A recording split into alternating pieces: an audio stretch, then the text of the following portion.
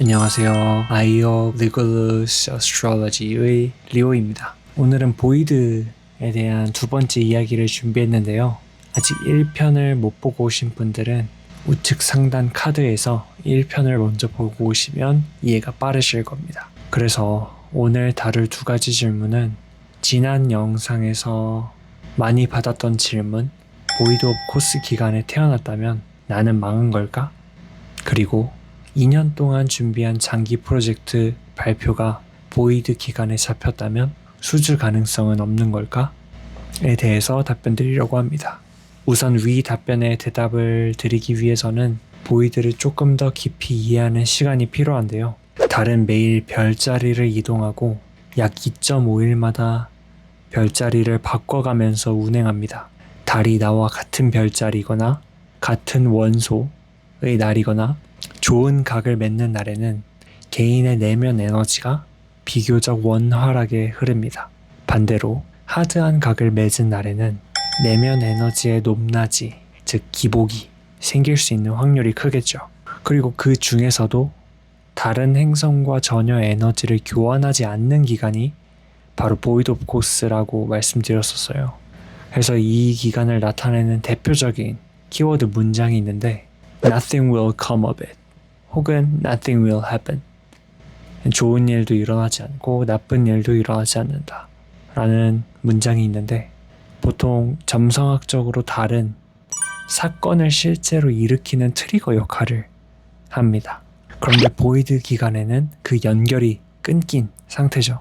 그러니까 트리거 자체가 연결이 끊겨 있으니 이 시기에 새로 시작한 일들이나 던진 질문은 구체적인 결과로 이어지기보다 흐지부지 될 가능성이 높다고 봅니다. 이 개념을 정리한 대표적인 두 점성학자들이 있는데요. 데릭 애플비는 20세기 후반 고전 호라리 점성술의 부흥을 이끈 영국의 점성학자이고 윌리엄 릴리는 17세기 영국을 대표하는 점성학자이죠. 그래서 두 가지 이 주장을 진행을 했습니다. 그러면 보이드 기간에는 아무것도 시작하면 안 되고 아무것도 하지 말아야 되냐? 여기서는 규모와 지속 시간이 중요합니다. 첫 번째로는 진행이나 개발에 3일 이상 소요되는 큰 규모의 일은 보이드 문의 짧은 영향력에 그렇게 민감하게 반응하지 않습니다. 두 번째로 반나절 정도로 지속 시간이 짧은 일일수록 보이드의 영향을 받을 가능성이 큽니다. 그래서 첫 번째 영상에서 쇼핑 같은 예시를 들어드렸죠. 즉 2년을 준비한 프로젝트라면 보이드 하루 이틀의 기운으로 그 모든 노력이 좌우되지 않는다는 뜻입니다. 그래서 참고사항으로 지표성을 가져가시되 너무 불안해하지 않으셔도 된다라고 말씀드리고 싶고, 그러면 두 번째 화두인 그 기간, 보이드 기간에 태어난 사람은 어떻게 해야 되는 거냐?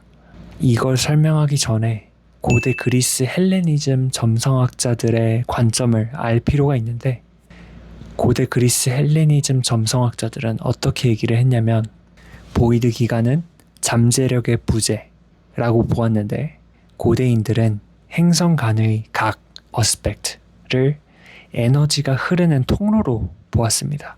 그러니까 태어날 때 달이 보이드였다면 세상과 상호작용하며 자신의 능력을 현실화할 도구, 그러니까 행성 간의 연결이 부족하다고 여겼어요. 그리고 사회적 고립을 뜻하기도 하는데, 헬레니즘 시대에는 이것이 사회적 성취나 명성을 얻기 어려운 이른바 사회적 흐름에서 벗어난 인물을 판별하는 기준이 되기도 했습니다. 어찌 보면 조금 숙명론적인 해석이 들어가 있는 거죠. 이 기간에 태어난 사람은 잠재력이 부재하고 사회적 고립될 가능성이 높다라고 보는. 근데 재미있는 거는 실제 통계와 실존 인물을 보면 이야기가 조금 다릅니다. 미국 점성학자 제니 선틀러는 250개의 차트를 분석했는데 보이드 문 출생자는 12분의 1 비율이었던 반면 유명인들 사이에는 그 비율이 8분의 1로 오히려 더 높게 나타났습니다. 즉 보이드 문 출생이 성취를 가로막지 않는다는 근거로 자주 인용되는 연구예요. 실제 인물에서는 저희가 잘 아는 영국의 총리인 윈스턴 처칠이 있습니다. 그래서 달이 사자자리인 29도 끝도수에 위치한 채로 태어나셨는데 사인이 거의 끝나는 지점이라서 신뢰도가 매우 높은 자료입니다. 그리고 여러분들이 아주 잘 아시는 미국의 기업가 피터 틸 또한 염소자리 29도에서 지금 달이 보이드인 상태로 지금 다음 사인인 물병자리로 넘어가는 상태로 대기하고 있죠. 제 어플리케이션에서 봤을 때도 동일하게 이 기간이 보이드라고 얘기를 해주고 있고 CNN의 창립자 테드 터너 님도 그렇게 나오고 있습니다. 그래서 이 보이드 기간에 태어나신 여러 셀러브리티 혹은 유명인 기업인 분들도 굉장히 많기에 여기서 따라오는 데비 캠프턴 스미스의 관점에서는 여기서 한 걸음 더 나아가서 보이드 문 출생이 오히려 인간 천재성의 씨앗이 될 수도 있다는 이론을 제시하기도 했어요. 그래서 기존 세상의 흐름에서 살짝 벗어나 있기 때문에 오히려 자기만의 세계에 깊이 몰입하고 그것을 성취와 자신만의 업적으로 남긴 것이 아닐까라고 저는 그렇게 보고 있습니다. 그래서 오늘은 보이드가 무조건 나쁜 것, 망하는 것이 아니라는 이야기를 해드렸어요. 그래서 짧고 즉흥적인 일은 보이드의 영향을 조금 받을 수 있습니다. 올해 준비한 큰 일은 보이드 하루 기운에 크게 영향받지 않습니다.